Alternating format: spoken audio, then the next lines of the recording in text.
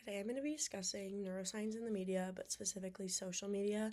There's two very different aspects of this, whether it be from the scrolling aspect of it and how we get so locked into scrolling, and there's also a lot of neuroscience-based claims in the media. So we will touch on both of those and how they connect to each other today.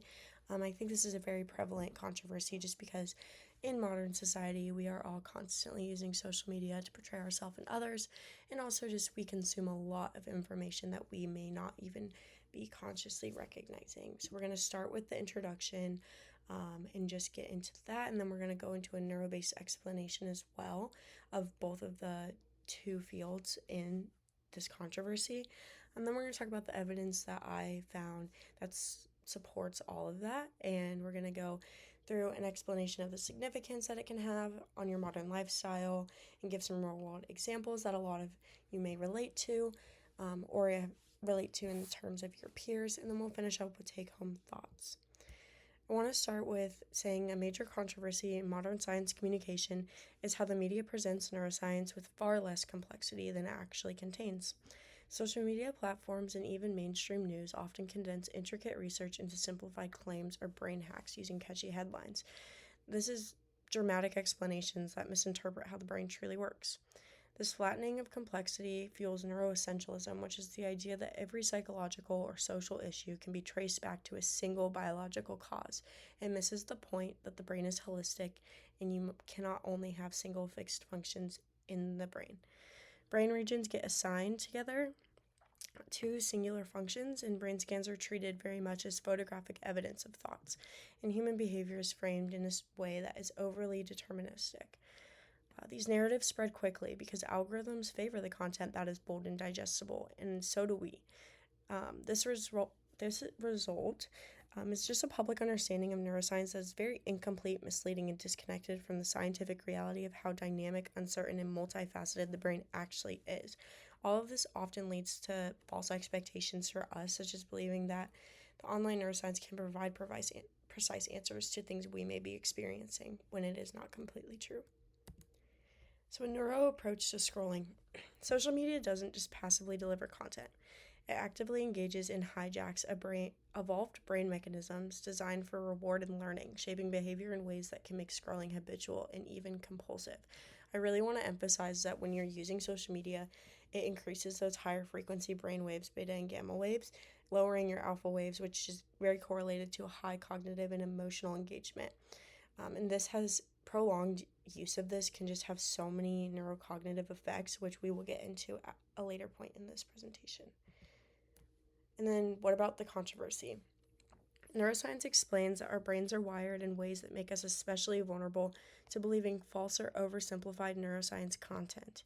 Because scrolling demands quick judgment, the prefrontal cortex relies on cognitive shortcuts instead of a deep analysis.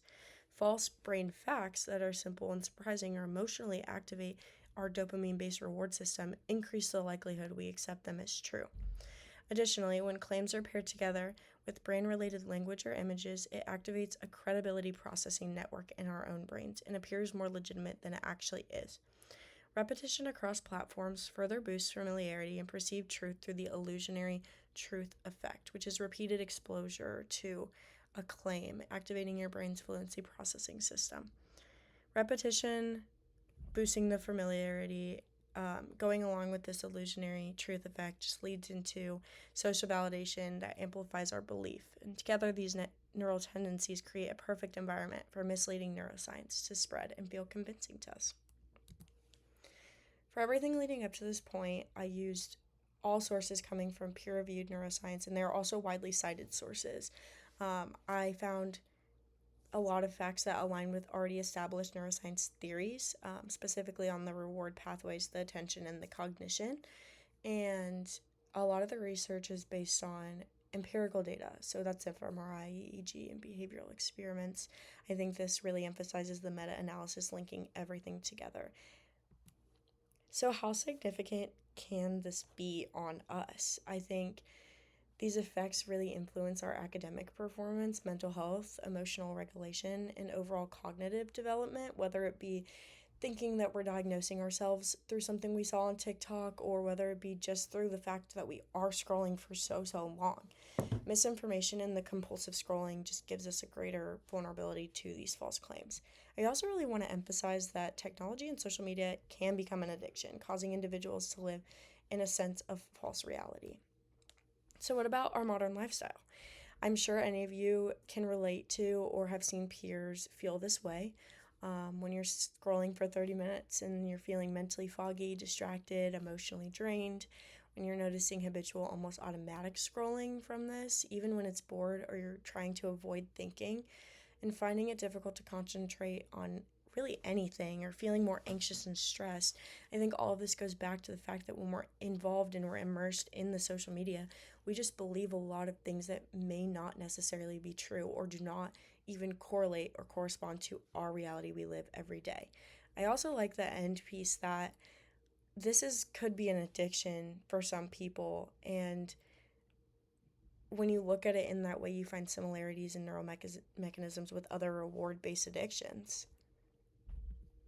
So, what about the implications? So, when people absorb false neuroscience, like claims that a single brain type determines personality or that their certain behaviors are hardwired, it really can shape their identity in limiting ways. They may begin to see themselves as biologically fixed, which reduces motivation for change. This comes from the concept of neuroessentialism, where the complex psychological traits get oversimplified into basic brain based labels. Um, I think these three, between identity, behavior patterns, and cognitive function, do bleed into each other quite a bit, but they are also just three main things I think we could all relate to. The scrolling behavior itself is driven by the brain's reward circuits, especially dopamine responses to unpredictability. Over time, this can lead to compulsive checking habits or automatic scrolling. False information can reinforce these habits by feeding into the emotional triggers we may have about something we're experiencing. This makes people feel more likely to engage with shocking or simplified claims. And high exposure to the unreliable information increases cognitive load because the brain has to constantly filter truth from distortion, and things can often get missed, in my opinion. Um, this can weaken attention, memory, accuracy, and critical thinking, especially when the information is packaged in a way that feels intuitive or familiar. And the combination of these things and repeated exposure makes misinformation extremely believable for us. And this just has a very big impact on how our academics are faceted towards us now, I believe, in modern society, and also just the ability to put our phones down and go do something that is completely different from the typical scrolling behavior. For my take home thoughts, I just wanted to touch on three things that were very resonated with me through this presentation. So for the first one, when brain facts lose nuance, they stop informing us and start misleading us. It can be dangerous to our own mental health. And then repeated exposure to false or shallow explanations can influence your identity, habits, and thinking about without you noticing anything.